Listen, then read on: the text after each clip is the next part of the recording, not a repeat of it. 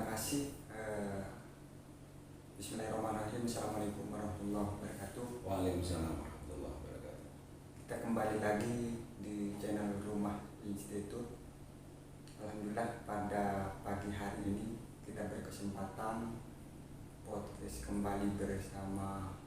Tentu pada hari ini sangat luar biasa karena beliau menyempatkan waktunya untuk podcast sekilas tentang dunia kampus dan juga komunikasi, istilahnya komunikasi mahasiswa, tidak jauh dari situ.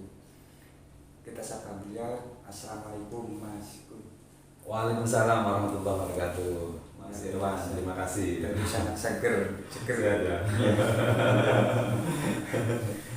Jadi begini Mas Kun, saya panggil Mas atau Pak ini? Wah, boleh. Saya kalau di kampus panggilannya macam-macam ya. Mas, ada yang bilang Dokter Kun, ada yang Mas Kun gitu ya, ada yang Pak Kun ya. Terserah Mas Irwan ya. Saya lebih panggil Mas saja, lebih akrab soalnya. Oh gitu Mas. Ya, Mas Irwan silakan ya. Baik Mas Kun. Ini tidak jauh dari apa yang sudah menjadi bidangnya Mas Kun itu sendiri. Ini seputar tentang komunikasi. Tentu sangat saya penasaran karena komunikasi ini sebenarnya banyak macamnya lah. Ada komunikasi politik dan ada komunikasi bagaimana kita menjadi tokoh, itu harus juga tertata lah istilahnya komunikasinya kan begitu. Nah, mungkin Mas Kun ini kan sudah saya anggap pakarnya Mas Kun ini karena beliau lulusan S3 kalau nggak salah Jayabaya di ilmu komunikasi, Fakultas Ilmu Komunikasi Universitas Pajajaran luar di biasa. Bandung, Jakarta. di Bandung. Nah, Ini ini sering dipanggil Unpad gitu ya. sudah tidak bisa diragukan lagi istilah tentang komunikasi, berbicara komunikasi. Nah, selebihnya saya pengen pengantar dulu lah tentang komunikasi ini Mas. Ya, terima kasih Mas Irwan dan juga pemirsa ya di rumah atau sering kita rumah institut ya. Ini rumah institut, ini sebuah ada rumah ada institut. Itu menarik itu dari sisi nama itu. Sebenarnya kalau kita lihat dari perspektif komunikasi menunjukkan bahwa ini adalah satu institut rumah gitu ya, atau rumah institut di mana rumah ini ya maknanya adalah bagaimana membangun sebuah paradigma yang konstruktif, paradigma yang baik gitu ya. Pesannya adalah bahwa kalau ini adalah rumah institut seperti dalam tanda kutip rumah perubahan yang menjadi lebih baik. Nah, itu kalau orang komunikasi itu adalah pesan ya, karena ini teks ya. Ini tambahan bagi saya. Ya, Terima kasih banyak Mas. Jadi kalau Mas Irwan membuat rumah institut, pemaknaan kami sebagai orang komunikasi di situ adalah rumah di mana ada proses perubahan sosial di situ. Nah, itu. Jadi karena pilihan nama itu kan simbol. Ya, simbol itu dalam konteks komunikasi adalah memiliki makna tertentu. Oleh karena itu kalau kita mempelajari ilmu komunikasi sebenarnya tidak hanya sekedar belajar tentang orang bicara, tetapi simbol-simbol apa yang diungkapkan dalam konteks dia membicarakan itu. Berarti komunikasi itu tidak hanya berangkat dari apa yang kita ucapkan. Tidak, tetapi apa yang tersampaikan itu selalu terkandung makna. Contoh misalnya begini, kalau dalam konteks komunikasi intrapersonal, kita melihat mungkin mahasiswa atau seorang merenung, duduk, diam. Kalau orang komunikasi, dia sedang berkomunikasi. Jadi tidak boleh kita mengatakan kamu kok diam aja, mbak ya komunikasi. Padahal kalau dalam konteks ya komunikasi intrapersonal, ya kan, merenung itu sebenarnya berkomunikasi dia. Ya kan, orang memikirkan, kemudian tiba-tiba dia tertunduk garuk kepala. Nah, ketika dia merenung itu tadi tertunduk, bagi seorang komunikator, ya kan, orang yang itu langsung dimana itu? Dia sedang apa? Nah inilah. Jadi diam itu adalah pesan. Diam itu adalah Pesan. pesan. Ya, jadi harus dimaknai. Jadi kalau ada orang diam, itu bukan berarti nggak berkomunikasi. Dia sedang berkomunikasi intrapersonal.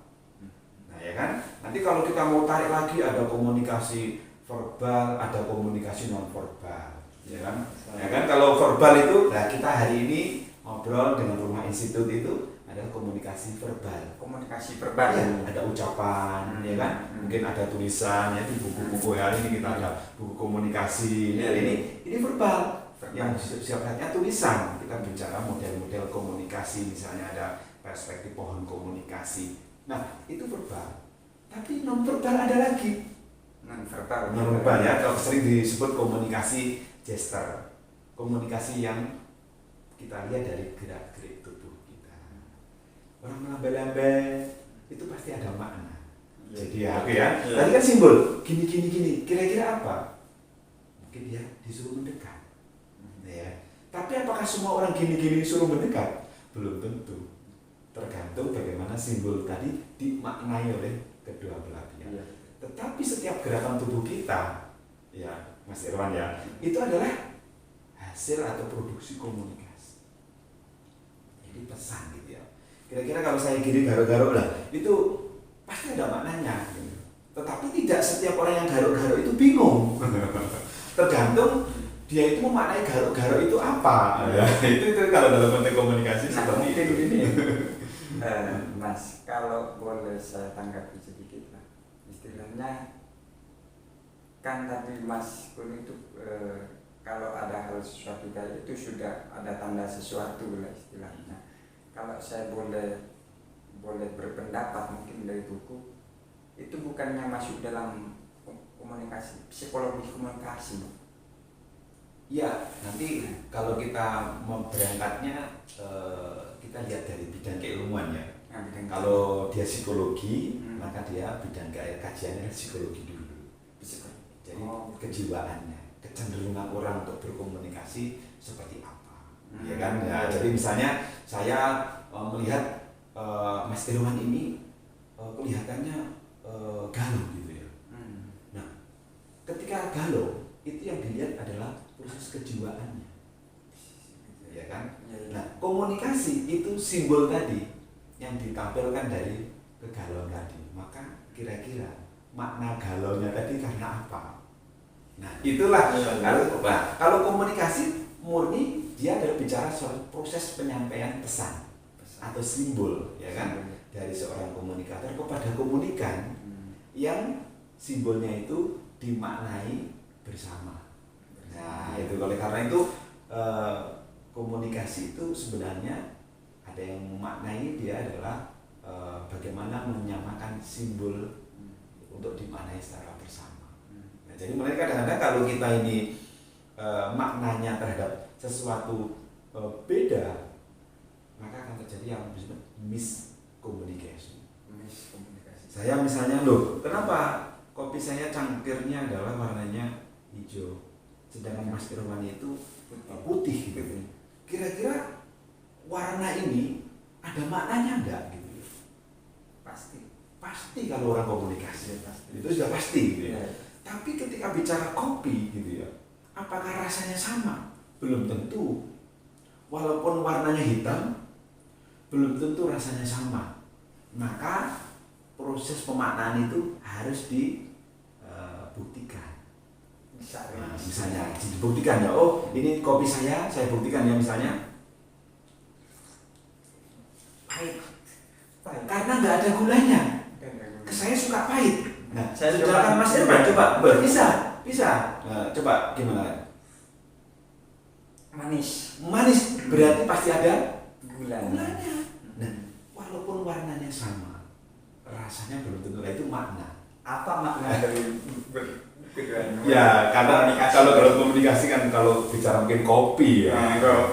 Komunikasi pesan yang mungkin terinternalisasi. Komunikasi pesan yang terinternalisasi. Misalnya kalau gitu. Artinya apa? Bahwa untuk memaknai sebuah realitas, maka kita harus membaca realitas itu apa adanya. Oke ya. Itu tadi kan bukti apa adanya sudah sudah kita rasakan, walaupun sama-sama hitam, ternyata rasanya beda kan begitu ya. Nah itulah, jadi orang komunikasi itu harus bisa merasakan bagaimana yang dirasakan oleh orang lain. Jadi orang komunikasi itu dalam konteks ini, apalagi kajiannya misalnya konteks komunikasi antar budaya, dia harus bisa memahami bahwa budaya dia itu berbeda dengan dirinya. Maka ketika dia menilai seseorang, tidak boleh memaksakan dengan budayanya sendiri, tetapi mencoba memahami dari budayanya orang lain. Contoh misalnya, ada budaya Sunda, budaya Jawa, ya kan? Sama-sama katanya itu diucapkan sama. Satu atos, ya orang Sunda juga bicara atos. Bagaimana cara untuk memahami orang lain kalau kita itu belum pernah ketemu istilahnya? Disitulah kalau kita lihat ada kajian komunikasi antar budaya. Maka seseorang agar mengetahui apa yang dimaksudkan oleh orang lain itu, maka dia harus belajar konteks budaya orang lain. Ya oke ya, jadi itu penting. Kenapa? Karena kalau kita tidak bisa memahami budaya orang lain, jangan-jangan nanti kita salah memaknai. Tadi orang Sunda bilang atos itu permisi, dan sedangkan kita atos itu keras. Coba, padahal sama-sama bilang atos kan gitu ya. Nah itu yang saya kira nanti penting ke depan itu, bahwa kenapa sekarang itu dikembangkan komunikasi antar budaya, karena pada prakteknya komunikasi itu bisa terjadi noise, gangguan, karena dia tidak memahami pesan-pesan yang dipengaruhi budaya tertentu. Maka itulah ada kajian kami di kampus, terutama kami karena kami di pasca sarjana komunikasi dan penyiaran Islam UIN Kiai Haji Ahmad Siddiq Jember, maka di situ dikembangkan juga ada mata kuliah komunikasi antar budaya, baik di S1 maupun di S2. Masih tetap ngajar S1 Mbak? Tetap ngajar di S1, tetap di KPI ya, di komunikasi dan penyiaran Islam, di S1 juga di S2. Itu Mas Irwan. Kan Mas Kuning lagi nyinggung tentang kampus Wilhas ini. Ya. Lagi-lagi sekarang ini pertanyaan besar. Selaku saya juga aktivis, ya juga sering berbenturan dengan teman-teman mahasiswa baru. Karena sekarang kan via online. Iya. Nah, kalau kita kaji dari komunikasi itu sendiri, gimana ini menurut Mas Tumasis itu sendiri perihal mahasiswa yang online? Ya, yang pertama memang harus kita pahami bahwa situasi sosial ya itu selalu berubah. Ya, jadi kenapa situasi sosial itu selalu berubah? Karena ada kondisi-kondisi tertentu yang menyebabkan realitas itu berubah. Contoh gitu ya. Siapa sih yang menghendaki realitas COVID itu ada? Kan tidak ada. Bahkan tidak diprediksi. Oke, itu pertama. Artinya apa? Realitas ini kemudian menghasilkan realitas yang lain. Ya kan? Berarti makna realitas dulu dengan makna realitas sekarang itu dinamis. Oke ya. Jadi ketika ada dinamika realitas itu, maka orang komunikasi membacanya adalah realitasnya harus disikapi bagaimana. Oke ya. Ada harus berjarak, ada virus, ya. Itu sebenarnya kalau orang komunikasi itu simbol. Oke. Kalau simbol berarti harus ada makna yang harus kita ambil. Virus itu simbol komunikasi, bahwa di situ ada, kalau di dalam konteks yang sekarang dikembangkan teman-teman komunikasi kesehatan, ada komunikasi kesehatan, kesehatan. Nah, kesehatan. Jadi komunikasi kesehatan adalah bagaimana proses penyampaian pesan-pesan ya, tentang kesehatan. Nah itu yang dimaksudkan. Jadi misalnya kita kadang-kadang membaca di WA, dikirim kalau badan kurang enak, coba minum jahe, disambur secang, disambur jeruk nipis, kemudian kasih air hangat, kemudian diberi madu hangat. Nah itu adalah komunikasi kesehatan. Itu proses penyampaian pesan-pesan kesehatan yang bertujuan mempengaruhi perilaku seseorang agar hidup sehat. Nah, itulah komunikasi kesehatan. Nah, kembali kepada tadi misalnya bagaimana tentang pembelajaran daring, banyak dimensinya. Kalau dari sisi komunikasi tidak bisa tidak, daring itu harus diambil sebagai satu pilihan. Karena ada realitas yang membuat mahasiswa ini harus berjarak dengan dosennya, itu satu. Ya kan? Yang kedua, ada hal yang harus diperhatikan. Simbolnya komunikasinya apa? Bahwa virus itu menyebabkan, ya kan, satu kondisi seseorang yang mengalami drop dengan gejala-gejala tadi, flu dan sebagainya. Maka kemudian kenapa harus ada prokes, harus ada 3M atau 5M, ya kan? Memakai masker, menjaga jarak, mencuci tangan, menghindari kerumunan, mengurangi mobilitas. Itu pesan komunikasi kesehatan yang memang harus dilakukan. Kenapa? Karena ada realitas virus yang ternyata berdampak buruk. Nah, bagaimana dengan mahasiswa sebagai agent of change? Harus merespon itu. Ini kan ada realitas. Ya, maka daring itu menjadi pilihan, menjadi media komunikasi sebenarnya. Jadi daring, online gitu, itu sebenarnya media komunikasi untuk menyampaikan pesan, ya, dari dosen kepada mahasiswa misalnya. Tidak hanya itu sebenarnya, misalnya dari pegawai, pimpinannya, ya kan, dari karyawan, ya, kepada karyawan yang lain, ya kan. Nah, itu sebuah pilihan, sehingga mau tidak mau harus diambil, karena ini pesannya jelas. Kalau kita berkerumun berbahaya. Pesannya kan jelas bagaimana, ya kan? Berarti harus diambil dari itu, harus dijadikan sebagai satu keputusan. Nah, pertanyaannya adalah, memang hari ini kita kaji seberapa efektif. Nah, itu yang lagi-lagi menjadi persoalan bahwa efektivitas satu pesan itu akan berkembang, ya, seiring dengan realitas yang ada. Ya, misalnya ternyata kurang efektif. Karena kurang efektif, ya dicari model-model pembelajaran. Misalnya saya gitu ya. Apa saja pola-pola yang lebih efektif. Nah itu yang ini pengalaman saya, untuk menyampaikan pesan agar efektif kepada mahasiswa itu, yang pertama, mahasiswa harus pegang buku kajian. Oke, buku ini kan sekarang banyak, ada di PDF, ada e-books, ya kan? Semua bahan kajian kita kasihkan kepada mahasiswa. Oke ya, berarti mahasiswa memiliki panduan di dalam memahami mata kuliah yang akan kita sampaikan. Jadi tidak boleh keluar dari modul ini, ya kan? Sehingga walaupun dia tidak bertemu dengan dosen, bahan kajian tetap bisa kita share, ya kan? Lewat LMS, lewat sister. Kalau kesulitan sinyal, lewat WA, e-books kan bisa. Nah, kemudian kita juga punya yang namanya RPS, rancangan pembelajaran semester. Tiap pertemuan topik-topiknya sudah kita tentukan. Pertemuan pertama, ya, pengantar. Pertemuan kedua tentang fungsi komunikasi. Pertemuan ketiga. Nah, itu semua ada di modul. Nah, maka kita kemudian meminta mahasiswa untuk mendiskusikan, ya kan, melalui Zoom, melalui Google Meet, ya kan, terus kemudian melalui perangkat lain yang memungkinkan, ya, pakai misalnya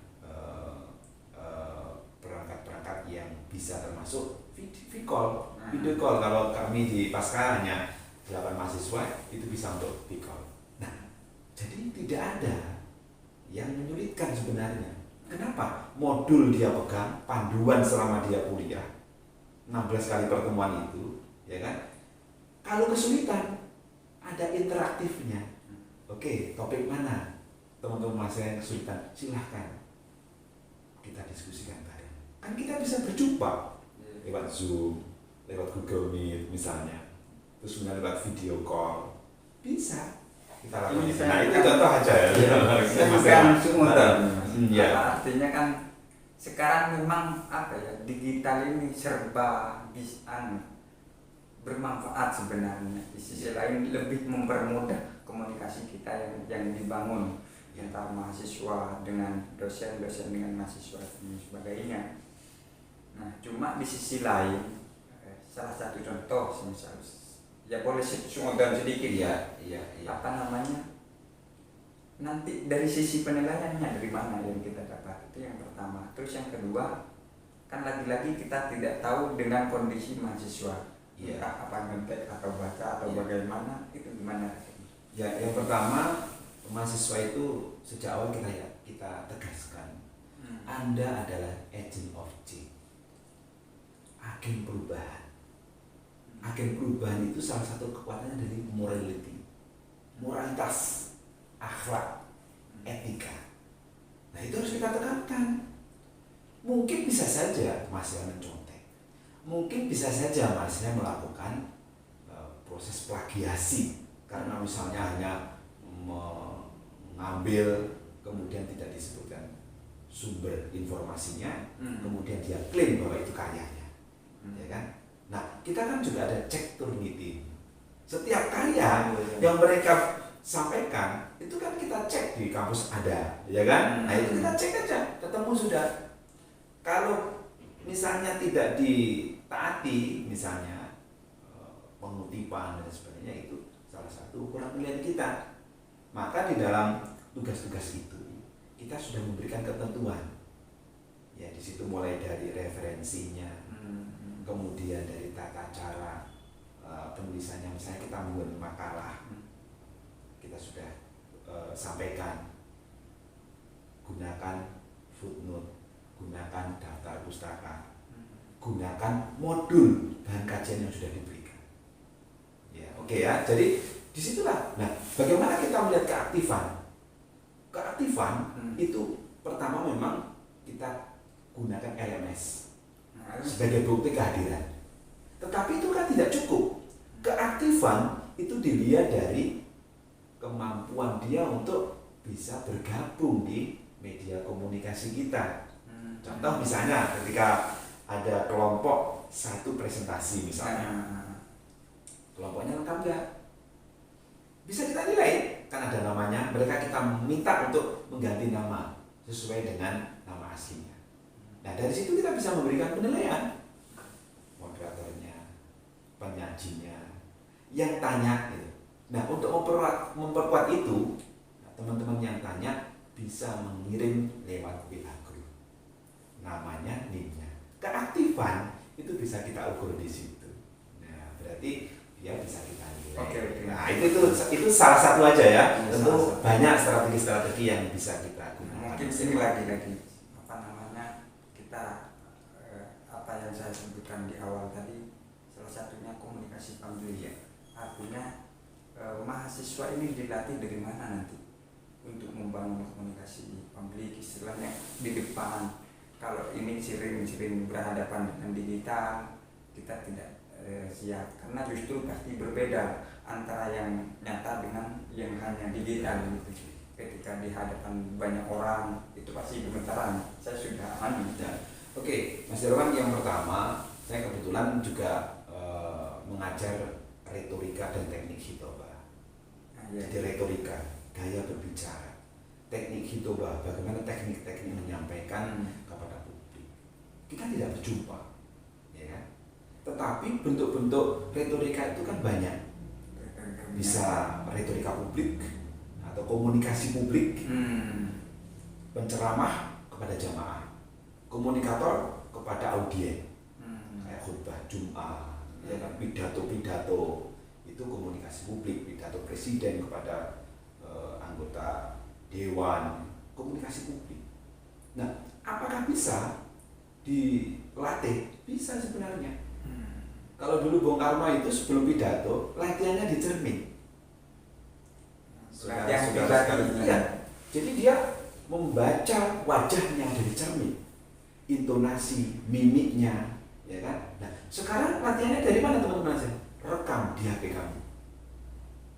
Bagaimana suara kamu? Bagaimana mimik kamu?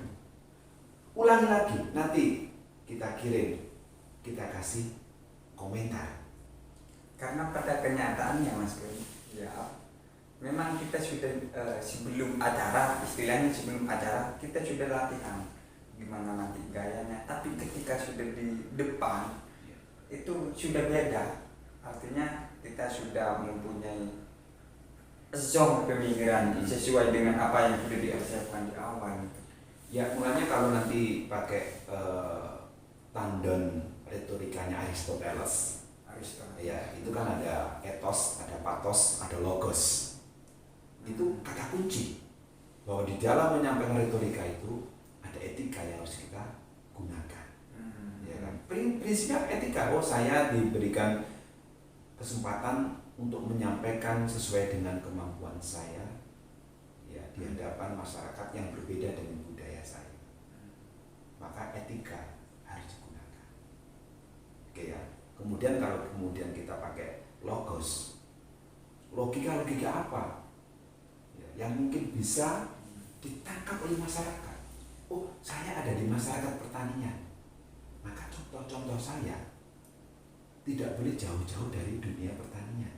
Ini karena pesan yang kita sampaikan agar bisa dimaknai secara mudah oleh komunikan audiennya. Nah, itu tuh. Terus kemudian patos, itu berkaitan gaya, berkaitan dengan teknik, ya kan? Kadang-kadang orang menggunakan gaya tangan selalu, misalnya bergerak-gerak, ya kan? Atau dia menggunakan gaya itu adalah satu performance. Oh, kalau Pak Abdul Rahman ini misalnya selalu pakai jas, selalu pakai kopiah, itu namanya identity atau patos. Jadi orang kemudian ketika menyampaikan itu selalu teridentifikasi. Oh, kalau bapak ini pasti nanti bicaranya pakai kan seperti itu. Nah, itu penting, gitu kan? Jadi ketika dia menghadapi publik itu, saya kira saya juga punya pengalaman. Demam panggung itu muncul, dan saya percaya bahwa demam panggung itu adalah pesan komunikasi kepada diri saya untuk berikutnya menyiapkan. Oke ya, menyiapkan. Mas Kun ini akan mempersiapkan virus kepada saya. Ya, virus apa ini? Ya. Nah, saya kan tadi sudah bilang, saya komunikasi. Apa yang saya sampaikan itu pesan sebenarnya. Pesan yang bisa diambil hikmahnya oleh siapapun gitu loh. Enggak, soalnya setiap Mas Kun ngomong itu seolah-olah saya terbawa arus. Artinya terdoktrin lah pikiran istilahnya. Iya. Sangat menarik lah. Saya pengennya ngomongnya lancar, bla bla bla gitu. Apalagi mahasiswa baru, kalau sudah didoktrin seperti begini kan luar biasa. Jadi gitu. Hal yang penting lagi Mas Irwan, sebenarnya hari ini media komunikasi kita itu sangat memungkinkan orang untuk belajar. Saya ketika mata kuliah retorika dan teknik khitobah itu, saya minta mahasiswa menganalisis retorikanya seseorang. Karena dia berjumpa dengan saya, retorika saya tentukan, misalnya ambil di YouTube tema ini, narasumbernya ini. Kamu analisa dengan misalnya teori retorikanya Aristoteles. Bagaimana patosnya? Bagaimana logosnya? Ya kan? Bagaimana etosnya? Itu kan fairness, apa adanya. Jadi dia bisa menilai. Nah, berikutnya adalah dia mempraktekkan dirinya. Oke ya. Jadi kalau kelompok itu sudah retorika. Nah, seperti ini juga retorika. Ya, ketika kita diberi pertanyaan, kita menjelaskan. Ini ada proses retorika gaya bicara untuk meyakinkan bahwa pemirsa mungkin di rumah institut itu memahami bahwa komunikasi itu penting. Ya kan? Kenapa? Karena komunikasi itu adalah sebuah penyampaian pesan agar dipahami oleh orang lain, agar tidak terjadi miskomunikasi, juga tidak terjadi apa yang disebut dengan noise of communication atau gangguan komunikasi. Nah, ini jadi sekali lagi, apalagi sekarang saya kira literasi media itu menjadi penting. Saya kapan hari ada beberapa waktu lalu mengisi literasi digital. di Kominfo itu ya, itu penting. Kenapa? Karena hari ini banyak sekali informasi-informasi hoax yang dikomunikasikan melalui media-media yang sangat mudah untuk mengunggahnya itu. Nah, disinilah pentingnya untuk mencerna, ya, memaknai setiap pesan yang disampaikan di ruang publik. Ini kan ruang publik, seperti Rumah Institut ini, nanti kan dia akan mendapat respon publik. Ya, betul. Bagaimana tanggapan publik, ya, terus kemudian dan tidak bisa dihalang-halangi publik. Terserah dia mau komentar apa, ya kan? Karena sudah ada di ruang publik. Ruang publik itu berarti bisa terakses oleh siapapun, kan begitu, Mas Irwan ya. Nah, itu kira-kira bahasanya Mas Anies Baswedan, Gubernur DKI Jakarta. Seorang pemimpin itu pasti dijelek-jelekin, dipuji-puji, pasti itu ada. Nah, artinya kalau sudah itu diangkat ke publik, pasti itu sudah antara yang ada yang muji, ada yang ngejelekin, pasti itu terjadi. Bahasanya Mas Anies Baswedan, kira-kira begitu. Nah, mungkin ini kalau kita di podcast agak lama, kayaknya kalau dalam perkuliahan itu kurang lebih 4 SKS kan? Ya. Tapi pesan saya begini Mas Irwan, dari bahwa karena komunikasi itu merupakan sesuatu yang netral, kita harus menyampaikan pesan komunikasi itu yang baik-baik. Ya, itu pesan saya. Kenapa? Karena komunikasi itu sangat bergantung pada muatannya. Oke, mungkin hari ini yang ramai ada satu direktur sebuah televisi ya, di kota Bondowoso misalnya ya, yang mengunggah informasi-informasi hoax dan sekarang ini urusan dengan kepolisian dan ternyata keuntungannya miliaran gitu ya. Betul. Ya, kenapa? Karena di situ ketika informasi itu dikomunikasikan terus-menerus melalui media misalnya kayak YouTube itu ya, maka di situ orang akan tergerak untuk mengetahui, mengklik, subscribe misalnya. Loh, itu kan sebuah pesan sebenarnya bahwa apa yang sebaiknya kita unggah. Nah, gitu kan pesannya untuk rumah itu dari Mas Kun khususnya. Saya senang dengan setiap perubahan sosial yang lebih baik. Itu kenapa? Karena hakikatnya komunikasi adalah ingin melahirkan sebuah perubahan sosial yang baik. Jangan sampai yang kita komunikasikan itu sesuatu yang tidak baik. Kenapa? Pesan ini atau informasi yang kita komunikasikan itu akan menjadi energi bagi seseorang untuk melakukan tindakan komunikasi. Jadi bagi orang komunikasi, tindakan seseorang itu sangat bergantung pada informasi yang dia terima dan dia komunikasikan. Kalau terus-menerus dia terkomunikasi dengan informasi yang negatif, maka tindakan komunikasinya akan cenderung negatif. Negatif terus. Ya. Kenapa? Karena orang berpindah itu karena informasi salah satunya yang mempengaruhi dirinya. Ya. Kalau informasi yang dia terima dari komunikator itu hal yang buruk, bisa dari orang tuanya, bisa dari temennya, ya, bisa jadi dari tetangganya. Komunikasi itu yang jelek itu bisa dari manapun. Maka ketika ini mendominasi akalnya, mendominasi tafkirnya, proses berpikirnya, maka berpikir itu akan melahirkan tindakan. Oke ya. Jadi ini penting. Jadi jangan sepelekan sebuah pesan yang disampaikan oleh seseorang. Mulanya kalau zaman dulu Kanjeng Nabi sudah menyampaikan salamatul insan bihifdzil lisan. Oke ya. Selamatnya manusia itu sangat bergantung pada lisan. Berarti ucapan apa yang disampaikan kepada masyarakat. Kalau kita menyampaikan pesan yang buruk kepada anak-anak, maka dia akan terinspirasi untuk melakukan seperti apa yang kita ucapkan. Oke ya. Artinya apa? Setiap pesan itu memiliki makna pada tindakan. Maka kalau ketika kita menanamkan sebuah pesan komunikasi yang baik, maka dia akan menjadi kebaikan yang akan terus menerus selama orang itu melakukan. Nah ini kata kuncinya di situ gitu ya. Alhamdulillah sebenarnya ini berkat dari Mas Kun sendiri ya. Yang berkat dari Mas Kun sendiri, saya selaku mahasiswanya dapat mata kuliah tentang komunikasi, meskipun jurusan saya bukan KPI, tapi alhamdulillah ya mungkin saya berkat dari Mas Kun Aziz. Lambat laun perubahan itu saya dapat semua itu.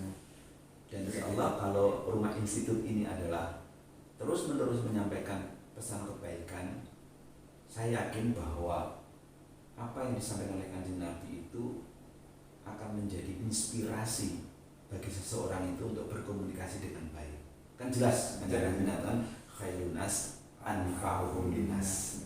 Kalau kita mau kita tarik pada komunikasi, ya kan? Berkomunikasilah yang baik, maka akan memberikan manfaat kepada manusia.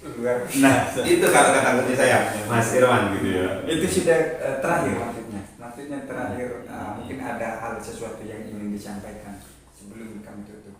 Ya, yang kedua saya kira ketika kita melaksanakan satu pesan gitu ya.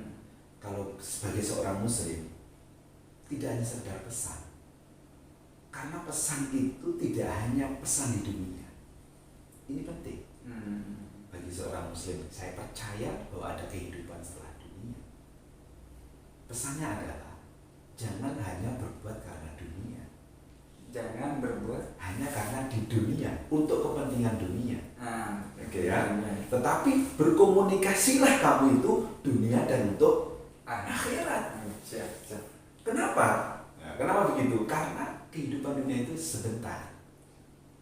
Sedikit ilustrasi pesan dari kehidupan Kanjeng Nabi. Umur beliau 63 tahun. Ya, di dunia. Bertemu dengan manusia, berkomunikasi dakwah dengan masyarakat Mekah, kemudian membentuk masyarakat Islam di Madinah. 63 tahun usianya itu digunakan untuk bermanfaat bagi beban sosial yang sangat besar.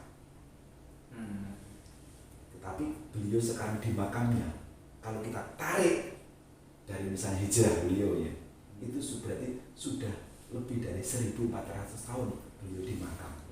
Iya kan? Artinya apa? Kehidupan di makam ternyata pesan komunikasinya jauh lebih lama daripada di dunia. Oke ya. Jadi kalau kita menanam sebentar amalan baik di dunia, maka pesan komunikasinya kita akan mendapatkan buahnya itu baik dan lama di alam kubur maupun di alam akhirat. Nah, pesan saya begitu karena saya orang komunikasi dan penyiaran Islam, jadi harus berbicara itu. Nah, ini penting karena jadi perubahan itu jangan sia-siakan hanya untuk di dunia, tapi bicara perubahan komunikasi itu hingga akhirat. Dan itu akan memuaskan akal kita sebagai manusia karena ternyata kehidupan kita ada setelah dunia, ada kehidupan akhirat. Berarti belum selesai. Oke, gitu kira-kira Mas Irwan. Terima kasih. Terima kasih banyak Mas Kun. Atas waktu dan ilmu pengetahuan yang sudah kita sharingkan perihal tentang komunikasi. Tentu sebenarnya ini masih panjang karena ini bukan seminar, Pak. Ya. Kira-kira begitu kan. Terima kasih Mas Irwan. Nah, jadi saya harusnya ambil poin-poin penting, tapi sudah saya ambil satu poin tadi sudah saya dapatkan dari apa yang disampaikan oleh Mas Kun Aziz tentang komunikasi itu sendiri. Nah, kira-kira begitu.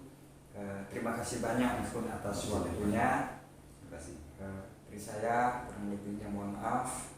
Assalamualaikum warahmatullahi wabarakatuh. Waalaikumsalam warahmatullahi wabarakatuh.